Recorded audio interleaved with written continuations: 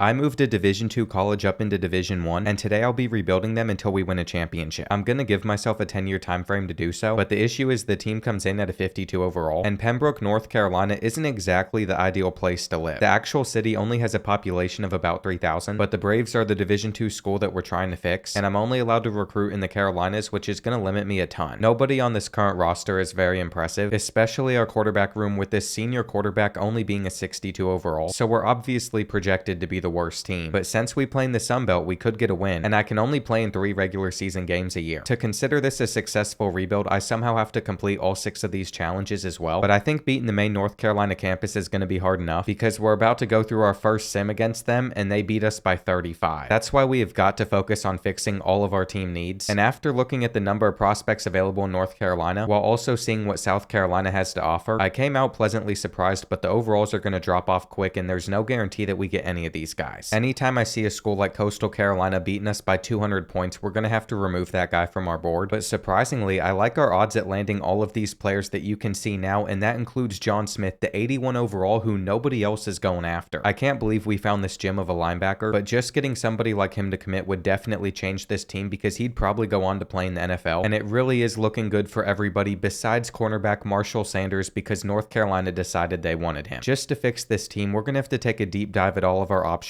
every season because there's going to be players like that don't want to come here all the time, so we'll have to use visit weeks to our advantage, and I think our best chance of winning would be against Old Dominion. Now, it's definitely taken a miracle for this, but Brian Gibson, a tight end that is going to come in at a 79 overall, wants to come to our school even though we're terrible, so what we're going to do is just continue simming for a few more weeks, see how everything shapes out, and I'm hoping he doesn't get cold feet because that would be an amazing recruit to get. We're a Division II school in the middle of nowhere, playing in a conference with absolutely zero appeal to top prospects, so the fact that as of right now, Brian Gibson and John Smith both want to come here is incredible. If we want to seal the deal though, there is zero room for error against Old Dominion, and unless we shock the world, I think we're going to be headed into that matchup sitting at 0-6. So far, our quarterback Colin Johnson has thrown 1 touchdown to 9 interceptions, so I had to find somebody that could replace him, and Ryan Avery looks like he could be better even though he is an athlete, and he's the only decent option left because Appalachian State already got both of these guys. I know we're probably not going to win this, but we really need to, and if we don't, I am going to make sure I put some points into Royal treatment, but that's still not going to be enough to compete with other schools. See, there is a reason I picked a Division II school in one of the Carolinas, and that's because between North and South Carolina, there's like 15 other teams we're competing against, so recruiting will always be difficult, and we kept them out of the end zone for a while. They were bound to eventually get in, but we just can't score. And I was hoping our senior quarterback would be a little bit better for us, but their defense has been locking down until we finally have a receiver open downfield, so this could be the moment that we tie things up, and that drag gets us enough. After getting an interception, we're even set to end the first half scoring again, so maybe Pembroke is able to win one game this year, and the longer this goes on for, the more confident I'm getting. They keep getting us to these 3rd and longs though, and our tight end has beaten them over the top. We put it perfectly on the money, but we are going to be aggressive and try to pick up a 4th and 2, which Baines is able to get, plus even more, the sophomores made it to the end zone. Sincere Baines is probably the best offensive player that we have, and right now all of the visiting recruits have to be so impressed with the fact that we might actually win our first game because we are a new Division I program, and they know a D2 school should not be coming out on top of this. All it'll really take is getting a couple more first downs, which could be a possibility, but we have to pick up this 3rd and 1, and Colin Johnson's going to do that. We have 16 first downs to their 14, so technically we have played better than them, and we just need to pick up a couple more yards, but we fumble it away and they land on it. I don't know if he was down already, but I'm going to go ahead and challenge it, and let's just hope that the refs are on our side. I was talking so highly about the sophomore running back, and it did seem like his knee was down, so I made the right call challenging it, and we are going to end the game here. This came a lot sooner than I thought it would, but UNC Pembroke has their first win at the Division I level, and the Braves have one good running back for the future. We also have a ton of new commits that are going to slot in nicely, like quarterback Ryan Avery and John Smith, the 81 overall. That linebacker is going to be so good, and even if we don't get Marshall Sanders, we're still in the lead for Brian Gibson, so everything about this first season's been a success, and it would be neat if we could also beat in-state rivals Appalachian State, but that would be asking for too much. I could hop into 2 more regular season games, but there's really not that much more I want to see, because it's much better if the players we have right now just go ahead and graduate, and then we slot in all of the new prospects from the Carolinas we recruited. By week 14, somehow we still find ourselves in the battle for Marshall Sanders, and of course tight end Brian Gibson has committed, but what really sticks out to me is we might not finish as the last team in our division. If we beat Georgia State at home, we could really do that, but my expectations for the Braves are not that high, especially since we're dealing with a couple injuries. Our offense was the worst one in the country, so I'm hoping all the new prospects we're bringing in can change that, because because it's taken us almost 3 quarters to even have a chance at potentially scoring a touchdown, and we have got to pick up this 4th and 4 to even be in this game still, but Colin Johnson missed the pass. I've never seen a quarterback get a 0 quarterback rating in NCAA football, but it was so off-putting that Marshall Sanders locked us out, so it's a good thing that I was already 1 step ahead. I made sure to get the locksmith upgrade so we could open the door once, and because of that battle with him is going to go into the off-season. I'm going to get fired, so we'll have to reset my coaching tree, but I'm happy enough with the fact that we picked up 1 win, and we can thank Colin Johnson for that even if he was atrocious. As for Sincere Baines, he rushed in for 5 touchdowns, and freshman wide receiver Lakota Dupree really wasn't too bad. We even had a freshman cornerback rack up 86 tackles, so the only rough thing to happen was me getting fired. That normally happens whenever we do these tough challenges, but at least we're not the only 1-star school in the mix, and whenever you don't have a talented program, you don't lose much talent either. You can get it through the transfer portal though, like we did here, and only one of these guys is from a Carolina State, so we couldn't take them both, and if we somehow signed all 5 of these guys, I would be stunned. I really wasn't expecting a yellow name to pop up for all 5 of them, but that's going to lead to us signing the top class in our conference already, and maybe it will actually be possible to bring in a top 10 one in the future. I'm really happy with how this one turned out because I wasn't expecting a Brian Gibson or a John Smith, and we even have a new starting quarterback with Ryan Avery, while JUCO Zach Williams is probably just going to play at tight end for us. Now, since we brought in 2 freshmen at that position, you might be wondering why I did it, but Brian Gibson's an 81 wide receiver, and even after player progression, I'm sure he's going to be the best in that room. It looks like our transfer Michael Brady didn't improve at all, but at least Sincere Barnes did, and I know he's a 72 overall, but these stats are crazy. As for our best 2 wide receivers, they did not do too hot, so even after cutting all the guys beneath them, they're probably not going to see the field this season. One of the biggest things we're going to have to focus on now in year number 2 though is getting some linemen, and it didn't take long for our only 2 pipelines to be the Carolinas. Of the top prospects interested in our school though, a lot of them are still from other states, so I'm not too sure how this recruiting class is going to compare to the last one, but we really need to get a QB. The reason for that is because next year all we're going to have is Ryan Avery unless we get some more, and I think the number of guys that I redshirt's going to be very limited. I'm only going to do it where it makes sense, like at strong safety and tight end, and besides these 2 out of conference games, everything else is locked in as a Sun Belt Conference one. We're still supposed to be the worst team in the country, but at least we got up to a 61 overall, and we're getting close to catching some other colleges around us like Georgia State, who's only a 68. In order to do that though, we're going to have to get lucky landing guys like JUCO Richie Kennedy and JUCO Michael Pryor, but I have a feeling by the time I advance the week, a lot of them won't want us on their board, and there's no way that we actually have a chance at landing all of the top 5 prospects on here besides this 81 overall guard. That's literally so weird because the guys that we're actually struggling with are like 68 and 70 overalls, and we're only 25 overalls worse than the Tar Heels. By hopping into this, I am signing up for embarrassment, but we get to host the main campus here at our stadium, and I can already tell that freshman quarterback Ryan Avery is going to have a terrible time here, but he finally completes a pass versus the Tar Heels, and we just keep getting put on these 3rd and longs. The halfback screen over the Baines though could work out for us. He has a lot of speed, and that is going to go to the 10. If we even score on North Carolina once, I would be so happy because I knew that this was probably going to get ugly fast, and they've dumped it off to go down at the 5. We cannot let them get into the end zone before the end of the half, but we do, and by the time we had to put the backups into this one, we never stood a chance. As long as North Carolina's good, that challenge is going to be hard to complete, but beating them is still probably the easiest one, and it's already been decided that we can't win all of our home games this season. That was never going to happen as a 61 overall team, but we can always hope for the best, and an upset against South Carolina would have been hilarious. Now, unfortunately, Michigan decided to go a little harder after Brad Pope, so we have no chance at winning this, but we found another gym at defensive tackle that's interested in coming to our school, and I don't know why it's so easy to recruit at that position in this game, but we already have talent there, so we really needed some more diversity on this board. If we're going to have a visit week, it should probably be as soon as possible, but I don't see it going well for us, because unless we can win this, we're going into that game winless, and that was so close. Maybe we will be able to pull this off, and when it comes to injuries, we're even, but they still have a much better team on paper than us, so we're going to have to control the ball as best as we can. I'd say being able to get this far down the field early on is a pretty good way to open things up, and that's going to be short, but we have a running back that should be able to help us convert here, and he does. These are the types of matchups where it's very important to get the first touchdown, and wide receiver Brian Gibson held on to that one. Because of our hot start, by the time that we're approaching halftime, we still have a lead over Louisiana, but our starting tight end just got injured, so we might need Brian Gibson to play there the rest of the day, and their man-to-man coverage has clamped us up on this play, so on the run we've got to float it, but they are going to intercept it. That is a shame. As long as we make the tackle, we should be good, but I would have loved to score again before the end of the half, and that is exactly why. They've been able to score 10 straight ever since, and they were not falling for that halfback screen, so we had to try to extend the play with Avery, but it didn't work out for us, and the run commit does not work in our favor either. I can't believe we're down by 14 with a couple of minutes left in this game, but we don't get the 4th and 1, and that's pretty much going to seal our loss to Louisiana. I'm not happy with that since it seemed like we had a chance going into the half, but I knew we were bound to struggle as the game went on, and due to to that, we still weren't able to get a single player to commit. I mean, it's going to happen in these coming weeks, but I would have loved to see it then. And these close results where we're not able to come out on top are hurting us so bad. That one was just ugly, but at least we got the 2 JUCOs, and we really needed to get some offensive linemen, but getting these 3 guys to commit's been a struggle. To my surprise though, there are some 4 stars in South Carolina that aren't being recruited. So we've got some new targets to look into, and that is always exciting. I even found this gym that's been on our board for the entire recruiting period, and this is probably our best chance to get a win this year. If we don't come out on top of this one, I'm just going to accept that we have regressed as a team, and at least our offense is starting to score more points, but this is so disappointing. Clearly having John Smith on defense hasn't helped that much, and at least the signings keep coming in, but we do not need this many defensive tackles. It's already a given that I'm going to be fired again, so we're going to be restarting our coaching tree from level 3 again, which hurts in recruiting, and we've been struggling to recruit offensive linemen as we lose Dennis Phillips. I'm not happy about it, but it's pretty much going to be the theme as we get through these final few games, and I'd be shocked if we were able to win any of the battles that we're in. Guys like Randy Carter are going to lock us out, but that's why we have the locksmith ability, and in our final game of the year against Marshall, we're going to go on the road at the Thundering Herd where we are able to lose by 6. One of the reasons for our struggles though might be because we were playing a backup, and I had no idea that Ryan Avery was injured this entire time. It's hard to tell how many games he played in since both of our quarterback stats are atrocious, and I'm surprised that both of our halfbacks were able to reach 7 touchdowns. Outside of a couple of new faces like Zach Williams and Brian Gibson, our receiving core wasn't good, but our best defensive player was John Smith, leading the team in tackles, so that's nice, but everybody in our division finished with at least 5 more wins than us. Somehow we had a worse year than when we went 1-11, and we're already 2 seasons deep into this 10-year rebuild. We're doing so bad I'm gonna make fun of Rutgers for joining us as a 1-star school, and shout out to one of our best linebackers for leaving to follow our coach that got fired and then hired as an OC. Even as a starter, it's not like he put up good numbers anyway though, so he won't be missed, and neither of these transfers are from the Carolinas. It's not hard to reject them when they're that bad though, and I think we're just gonna have to miss out on Maurice Jackson while going all in on Austin Thomas, because I'd much rather start to get some good receivers on this team, and we're still far out from being a top 10 class, but this is really impressive for only recruiting in the Carolinas. Considering both of these guys are JUCOs, wide receiver Austin Thomas is the best player that we were able to bring in, and I definitely fixed our quarterback issue, so instead of playing there, I guess we'll put Maurice Stewart at halfback. These athletes can only play on offense though, unfortunately, so we have another one converting over to tight end, and we've got to just focus on recruiting offensive linemen, because as I scroll through these positions, it is looking very rough. It would really help us if some of these defensive tackles could play over there, but they're just going to be moved to right and left ends, and it's a real shame that all of them have to be so slow. We also really need a free safety, but I wasn't expecting a jump like this, and I don't know what to expect out of this team with us being so thin at many positions. It would have been great if John Smith and Brian Gibson improved a ton, but that just wasn't the case, and going into season 3, this is what our schedule looks like. I can start to redshirt a lot of guys, which should end up helping us in the future, but we still have a lot of D ratings at most of the positions on this team, so instead of letting guys develop, it would be better if we could just sign some better recruits. I was able to find this gym at strong safety, but I did say that we had to focus on signing cornerbacks and offensive linemen, so that's what the bottom half of our board looks like, and clearly nothing about our preseason projections are getting any better. I will say we are up to a 68 overall though, so there's always the chance that we could upset North Carolina, and we don't at all. It's been a while since I've seen a game that was as lopsided as that one was, and after the Tar Heels beat us by that much, I should know better than to compete for players that they're going after, but we also have needs as a team, and once again we're just losing points on these guys, so thank goodness I scouted both of these linemen, and there's no other schools competing with us for them. After all the dust is settled though, this is what our final board is looking like, with 12 prospects that we're targeting, including a punter, and then this 6'6" wide receiver that has 96 speed, so that's exciting, but so is athlete J.R. Clifford if we can land him, because he'd make for an amazing future quarterback. I know we have a lot of young guys in this room, but none of them would be on the same level as him, and we've always got to be looking forward towards upgrading, especially if we're going to continue to lose. With the off-season tools and mods that I use, it's very hard to develop players whenever your school stats look like this, so we have to put on a good visit week, and I know that Georgia State is normally one of the worser schools. I know it's very far out on our schedule, but I want the best chance we can get at landing our main prospects, and this is a very winnable game early on in the year. Louisiana Monroe is always one of the worst teams in the game, which is why it's a good thing that they're in the Sun Belt with us, because as we keep getting better, this should become an easy win for us as the dynasty goes on, and that's crucial if we ever want to keep on improving. Brian Avery's already run it in for 1 touchdown, and he could have thrown for another if he wasn't about to take a sack, but Brian Gibson just made the one-handed catch for no reason at all, and we all know that our defense isn't the best, but it is slowly starting to come together. This is great man-to-man coverage, and please tell me they didn't burn us. What's the point of having a deep blue over there if he's not going to play that? And I just hope that we can get them off the field on this 3rd down, but we just didn't generate any pressure. They'd follow that up with a touchdown, but we did fake them out with the play action, and we have the speed to beat them over the top. So there's Henry Marcus, one of the receivers receivers that we recruited, and I think that missed extra point is actually going to come back to bite us. Even if they didn't get a touchdown there, they're still cutting it to 4, and that's why I'm recruiting a punter so we can move him over to kicker, but we just took a huge sack. And how did I not realize that Ryan Avery wasn't out there on the field? That's a big deal because now it's on the freshman to make sure we don't lose this one, and I'm not proud of the fact that our defense gave up another touchdown to Louisiana Monroe, but at least we could still come out on top of this one. And on 4th and 2, they missed the tackle. That is going to change a lot, and Brewer actually has a bit of speed. I don't know if Dan Brewer will ever get big time minutes for this program, but you never know what type of offseason he could have, and on this 3rd and 5, he went over to the sidelines. Freshman Austin Thomas did a great job making sure he got that left foot down in bounds, and from here the goal is just to run down as much clock as we can before scoring a touchdown. I do not want to deal with overtime, I just want to get the win, but Sincere Barnes might have scored a little bit too early. I only say that because ULM has not had any issues getting it down the field on us. There's still 10 seconds left, and they're going to have an opportunity to at least take a few different shots to the end zone, but we have got to make a tackle. This is such a huge play. We cannot give up anything deep. I do not like using the free safety here, and we swat it down, but that game was way too close for comfort. And how did Ryan Avery win player of the game? He missed most of the second half, but he'll be back for this one, which I can only hope we go out and win, which means we'd be undefeated in conference play, but that doesn't happen. It's probably going to be a long time before we make the conference championship just because of some of these other programs, but I always like at least having a shot for it, and we lose again. I really don't want to get fired for the 3rd time, so we have got to turn things around, and we're starting to. But to really do so, we're going to need a great visit week against Georgia State, and I'm making sure we put multiple things into royal treatment. We're also going to see if there's any prospects left in the Carolinas that we can still go after, and you can always expect there to be a few. So then all we had to do was a little bit of scouting to see why some of these colleges don't want the players, but I don't get it. Going into visit week, we've actually already signed 5 guys, including 4 offensive linemen, but the 2 big guys at play are the ones that we have to focus on, and this is a very winnable matchup for us because not only is Georgia State the same overall, but they're also sitting below us in the Sun Belt standings alongside Old Dominion. They also somehow have a worse offense than we do, and that is a rare sight to see. For being a former D2 school and in such a small town, the stadium selection for this custom team could have been better, but as you'll see, we have Dan Brewer out there on the field, and there's a reason that he's our quarterback right now. We have 2 players with a broken tailbone, including Ryan Avery, who just can't seem to stay healthy, and it's definitely affected our chances, but as Dan Brewer gets more comfortable, we should be okay. For all I know, he's been out there on the field for weeks at this point, and it looks like they're going with man-to-man coverage, which is not going to work. Our senior running back should be able to punch it in, but now you all are seeing why I had to recruit some new offensive linemen, and let's just hope that we can keep up playing this well defensively. With 3 minutes left in the 4th quarter, they still have not done anything, and we're going to get the stop, but I assume that they might have gone for it or something, and instead they're punting the ball back to us. I guess they want to try to use their 3 timeouts to get a stop, but Gibson's going to put that guy in a spin cycle, and I'm surprised the former tight end was able to pull off something like that. Now that drop does hurt us because we have to give the ball right back to the Panthers, but we can try to pin them out of bounds, and that was a great catch from him alongside with the stiff arm. I still think we can hold them to a shutout since we have done it the rest of the day and they dropped the ball, but we need to get one more stop. And here on 4th and 10, I have a lot of zones sitting back, but we do not make the tackle in time, or we do. I can't believe the ref marked him short, but I'll gladly take this win during visit week, and our best defensive player was Richie Kennedy. That would seal the commitment for these 4 players, including Matt Tanner, who's going to make for an amazing kicker, but we just have a slight lead on Jason Walker and J.R. Clifford, and if we want any chance at making the Sun Belt Conference Championship, we have to beat Georgia Southern. They're 6-1 and much better than us, so I don't see it happening, especially with Dan Brewer, and we're just going to simulate it where they destroyed us. I'm not upset about it though, because I'm finally not on the hot seat, and we could pick up another win against Old Dominion, so that'd be nice, and as long as we don't lose 2 of these next 3, I'm going to hop into that final one. We had a slight chance at making a bowl game, but now I don't think it's going to happen, and I have a feeling that James Madison's about to embarrass us. Of course, Miami's also going after Keith Jones, who I really wanted to land, and it looks like there's not a big difference between us and Marshall, but they are 7-4, so I'm expecting them to take us down, and they did by a lot. At the end of the season, we'd officially pick up a couple more guys, but these 3 that we really wanted are all going to go to the off season, and we'll see what happens there, but at least we didn't finish at the bottom of the Sun Belt. We still haven't seen much of Ryan Avery since he got injured and had a bunch of turnovers compared to Dan Brewer, so I don't even know what to think of him, and I'm really going to miss out on having Sincere Baines. This year, a lot of our receivers did better than they did in their first season with us, but it still wasn't great, and John Smith was 4th on this team in tackles. I'm hoping he improves a lot during the off season, and we're only losing a few starters, but obviously none of them were getting drafted, and we're only going to be able to sign 2 of these guys, so these are the 2 that I chose. I want to say it was the right move, but Appalachian State picked up Jason Walker, so we have to face him for 4 years, and this is the worst class we've ever had. We're 3 years into this now, and we still haven't completed a single challenge, but I think getting somebody like J.R. Clifford's going to really change things, because I think what we're going to do is start him at quarterback for the next 4 years, and the only way we won't is if somebody improves to a higher overall than him. I was pretty sure that wasn't going to happen, and Joseph Smith was the only guy to even go up anything, which is just embarrassing, but you're going to see a lot of our best players not improve at all during the offseason. That's what happens whenever you use the dynasty tool and your school grades are this low. So once again, we have to focus on recruiting, and we have a ton of team needs on defense. We still have some players to lose before our team's entirely built out of North and South Carolina, but once a few more players graduate and a couple of walk-ons leave, we're going to have it, and the interested players in our school from the Carolinas are not very good. Of these 8 players, I legitimately don't want like any of them, so we just have to hope that because these guys are in our pipeline, we have a chance at landing them. As for our red shirts, I was about to give one to Ray Mayfield, but the 96 speedster starting in the slot, and you can't forget that he's also 6'6". J.R. Clifford should have a really fun time throwing it up to him, but I couldn't put North Carolina on the schedule this season, which kinda stinks considering this is the best team we've had yet. We still could struggle though, because since we're not using Ryan Avery at quarterback, I'm deciding to test him out at wide receiver, and I'm hoping that doesn't drag us down, but at least we're not projected to be the worst team. As I scroll through the overalls on our side of the Sun Belt, we could beat all these teams, so we'll see how it all unfolds, and I'm literally going to take a shot on all the highest overalls available to us. I doubt it's going to work in our favor, but we at least have to give it a shot, and I think it all starts when we play on the road at Louisiana. The problem though is J.R. Clifford already pulled his groin, so none of our quarterbacks can avoid the injury report, and that is starting to drive me insane. He is playing through it, so maybe he's tougher than Ryan Avery was, and we're about to reach the end zone with this, but Austin Thomas was dragged down a yard short, so now our new starter, Maurice Stewart, has to punch this one in. I really don't get how you messed that up, but we've clearly recruited some really good players to this Division II school, and Smith gets the interception. It was about time that John Smith made an impact, and I think we're starting to turn around this Division II school pretty well. J.R. Clifford's going to take us up to the next level, but in order to make this a championship contender in 10 seasons, we still have a long way to climb, and I'm just surprised at how well we're playing. South Carolina blew us out last week, and we're clearly taking it personally, but we have got to pick up this 4th and 2, and that is what we're successfully not going to do. They were able to knock the ball loose there, and here in the 4th quarter, this game is still not over, but we could have gotten a pick there, and that sets them up with a 4th and 5 decision. They could have kicked a field goal on 4th and 5, but they decided not to, and instead dotted us up. So I guess they made the right decision, but now they have to get this 2-pointer, and we better not blow this game. I was talking so highly about this team. We get the 3rd down, but we're still going to need a couple more firsts, and I don't like using Maurice Stewart. With him out there, I'd much rather pass it here on 3rd and 3, and I want to throw it up to our 96 speed 6'6" wide receiver, but there was no reason to do that there. We had other things open, and now that I'm mad at myself, I'm going for it on 4th and 3, but it's going to pay off. And now we're just 1 first down away from sealing this game, which we are going to do. It was a little nerve-wracking there at the end, but we came out on top, and J.R. Clifford won player of the game. As for our chances of landing like any of these top 8 guys, I don't think it's going to happen, but I'm going to stay in the battle for a few of them. And we cannot let all these North Carolina and South Carolina schools beat us out for the prospects that we really want. I'm pretty frustrated with the recruiting not looking well, but as long as we're winning the games we should, like this one, I'm not going to worry about it, and we do. It's going to take some time to make our school a desirable place, but we're going to sim to week 6 where I want to schedule a visit week, and I'm hoping that we don't drop another game before then, but we do. Old Dominion's normally bad, so I wanted prospects to come in for this one, but we already dropped 2 conference games, so we're literally going to have 0 chance at winning the Sun Belt, even if this week goes well against Old Dominion. We desperately need commits, and that's why I'm going to max out Royal Treatment, because right now we're not the #1 school for like our top 8 prospects, and if our recruiting class isn't good, we're not going to complete this rebuild in 10 years. Now, approaching halftime with a lead, you'd probably assume that I'm pretty happy right now, but just wait till you see who our quarterback is. None other than Ryan Avery is back there at the helm right now, about to take a sack, but he is able to avoid it, which is the first good thing he's done. And I don't understand, J.R. Clifford now broke his toe, so our quarterbacks just keep getting hurt. There's no reason that we should be in such a tight game with a 1.5